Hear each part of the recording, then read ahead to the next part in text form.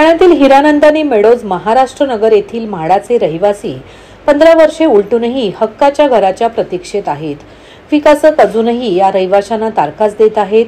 24 जानेवारी 2025 ला पुन्हा कमिटीची मीटिंग झाली। त्यात बांधकाम फेब्रुवारीमध्ये जोमात सुरू होईल असे विकासकाने सांगितले।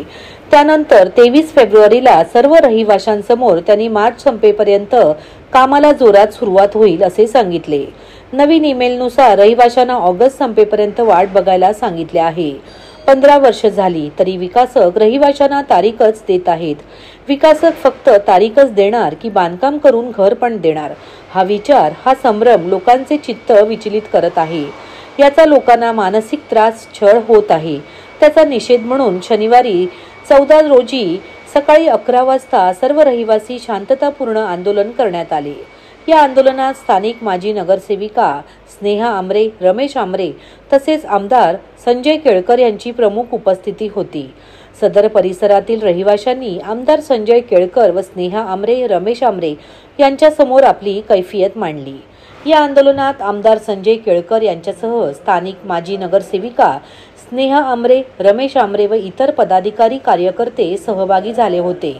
तर यावेळी आपण या विषयात विशेष लक्ष घालून या विषयावर आवाज उठवून सदर प्रश्न मार्गी लावणार असल्याचे आमदार संजय केळकर यांनी पत्रकारांशी बोलताना स्पष्ट केले। ठाणे शहरामध्ये अशी अनेक उदाहरणं होत आहेत की ज्याच्यामध्ये रहिवासी जे आहेत ते केवळ भरडले जात नाहीयेत तर ते देशोधडीला लागतात। 14 वर्ष इमारत बांधली नाही तर काय परिस्थिती होते ते या रहिवाशांचं दुःख जे आहे त्या दुःखावर परत मीठ पण चोळलं जातंय। कारण की यांनी पैसे पण भरलेले आहेत सेलच्या इमारतीच्या लोकांनी, आणि जे मूळ रहिवासी आहेत याच्यामधले 14 वर्षामध्ये 50 जणांचं दुर्दैवी निधन पण झालं। आणि त्यामुळे यांच्या मुसक्या बांधल्याशिवाय दुसरं काही नाही।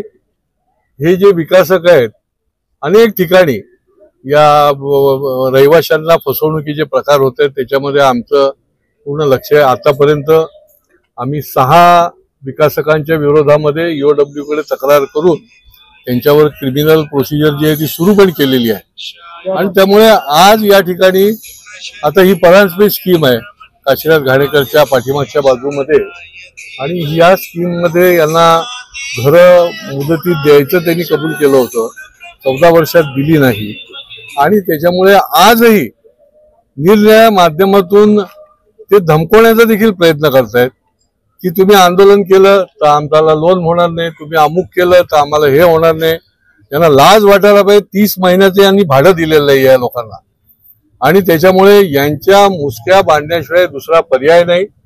त्यामुळे सोमवारी आम्ही हे मॅटर जे आहे ते EOW कडे पण नेणार, त्यांच्याकडे फसवणुकीचा गुन्हा देखील दाखल करायला लागेल, आणि अधिवेशनामध्ये देखील याच्या संबंधामध्ये तात्काळ त्यांच्या बाजूने काही निर्णय मिळण्याकरता काय प्रोव्हिजन करता येईल या संबंधी देखील मी निश्चितपणे शासनाकडे मांडणी करणार। महाराष्ट्र नगर ठाणे येथील सर्व रहिवासी आपल्या समस्या घेऊन इथे एकत्र आलेले आहेत।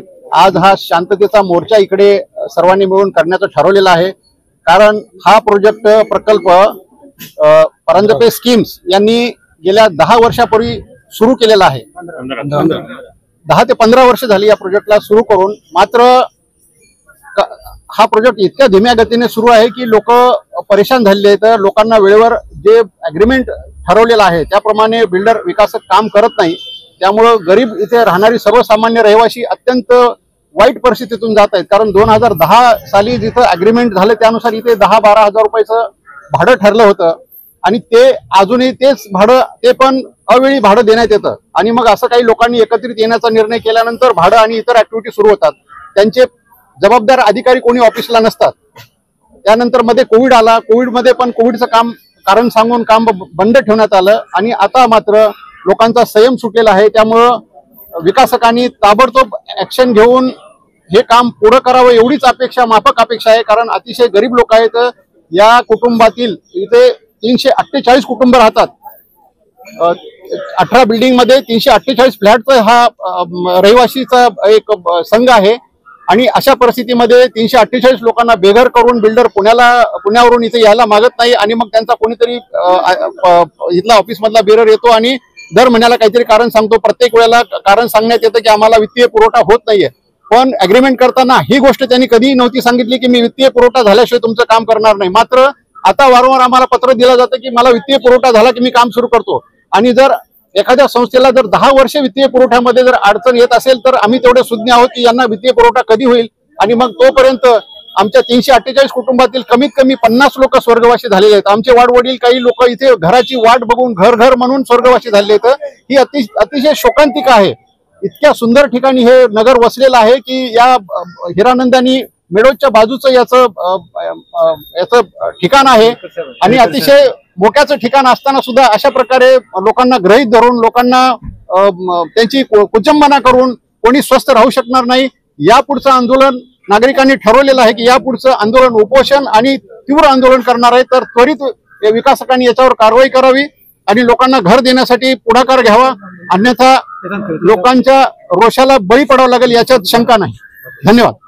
महाराष्ट्रातील भगिनींना आधार देणारी राज्य शासनाची मुख्यमंत्री माझी लाडकी बहीण योजना. या योजनेअंतर्गत अल्प उत्पन्न गटातील 21 ते 65 वयोगटाच्या भगिनींना मिळणार दरमहा 1500 रुपयांची मदत. अर्ज करण्यासाठी 31 ऑगस्ट 2024 पर्यंत मुदतवाढ. कुटुंबाचं वार्षिक उत्पन्न 2.5 लाख रुपयांपेक्षा कमी असलेल्या महिला पात्र. कुटुंबाकडे पिवळं किंवा केशरी रेशन कार्ड असल्यास उत्पन्नाचा दाखला आवश्यक नाही. पांढरं रेशन कार्ड असेल किंवा रेशन कार्ड नसेल तर कुटुंबाचं वार्षिक उत्पन्न 2.5 लाखांपेक्षा कमी असल्याचा दाखला आवश्यक. योजनेसाठीचा ऑनलाईन अर्ज नारी शक्ती दूत ॲपवरून किंवा पोर्टलवर भरता येईल.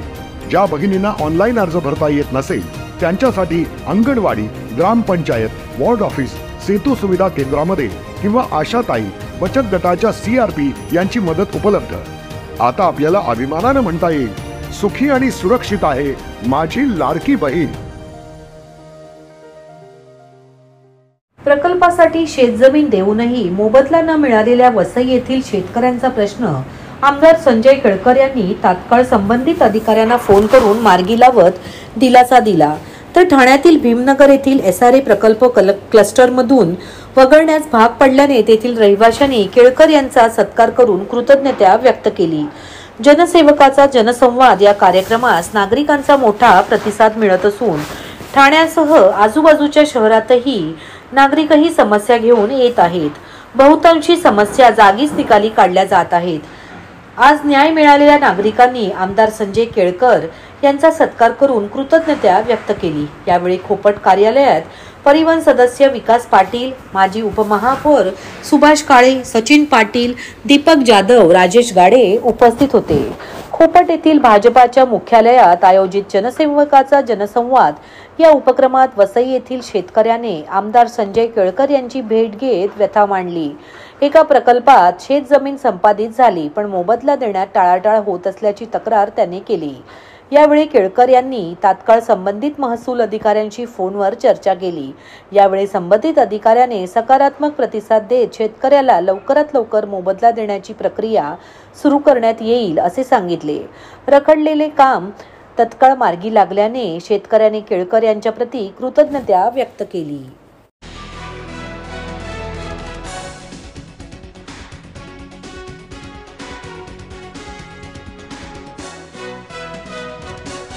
OIPF, SCF आणि पॉज मुंबई यांच्या संयुक्त टीमच्या स्वयंसेवकाने बोरिवलीत कोब्राला जीवनदान दिले. या कोब्राच्या तोंडात हाडे अडकली होती. डॉक्टर मनेश पिंगळे यांनी आवश्यक उपचार करून आणि निरीक्षणानंतर सापाला त्याच्या नैसर्गिक अधिवासात परत सोडले आहे असे मानत वन्यजीव रक्षक मुंबई सुनीश सुब्रमण्यम कुंजू यांनी सांगितले.